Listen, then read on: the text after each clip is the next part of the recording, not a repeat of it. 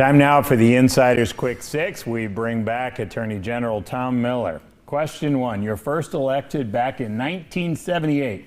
What do you know now as a nearly 40-year-old veteran that you didn't know when you were a 30-something-year-old rookie? That experience is valuable. Good answer. Question two, you have won by double digits in your races when you've had a race. Last time around, Republicans didn't even put one up. What quality enabled you to win by those margins in a state where we frequently don't see that? Yeah, I think two guide points that guide our office. One is that we use the law to serve the interests of ordinary people, that we're on their side. And second is we do and say what we believe in, even if it's not particularly popular at the time, particularly in interpreting law. And those are two important considerations for people over the long term. Question three, philosophically, what is the difference you see between a Democratic Attorney General and a Republican Attorney General? Well, the AGs are united in a lot of ways, in consumer protection and criminal prosecution. So there's a lot of things that we agree on. There are some differences that occur at some point in terms of philosophy and ideology that does enter in, but not as often as you might think. Okay. Question four, describe your relationship with Governor Reynolds. Well, Governor Reynolds and I have important positions to hold and to execute, and I think we operate that way. That we represent her in cases. We deal with her on the sort of the consent on litigation. We try and do that in a professional way.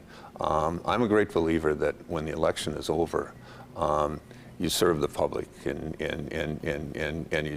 you serve the state government as an institution. That it's not terribly a partisan set of activities, particularly in the Attorney General's office, which is removed somewhat from partisan activity in terms of the rule of law and your interpretation of the rule of law. All right, question five. You've been part of Democratic politics in our state a long time. You saw that Des Moines Register poll that showed that President Biden has the support only of fewer than a third of people right now in our state. If you could give him some advice, what would it be? Yeah, I think that he should, I believe, continue to do what he thinks is right.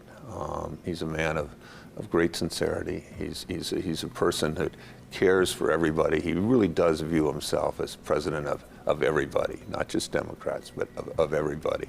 And I think continuing to do that will turn the numbers around eventually. Okay, we always end the show with a prediction. What do you have? Well, I'm predicting that the legislature takes Plan 1. I think the redistricting plan for Republicans? Redistricting Plan 1, that they'll take it. That there's concern among the Republicans that a lot of Republicans are thrown into the same district, but that's going to happen no matter what the plan is, for two reasons. There's a lot of Republicans in the legislature, and secondly, a lot of them are in rural areas and other places that have lost population, so there has to be that consolidation. And if you look at the plan, not just for the individuals, there are some good districts for Republicans there. The plan in terms of Republicans generally could be helpful. Let's close with our Twitter poll question of the week for the insiders. How has the COVID-19 pandemic impacted your finances? A lot of factors to consider here. Find me on Twitter at iDavePrice. Cast your vote. Leave a comment if you would, and we'll see you next week.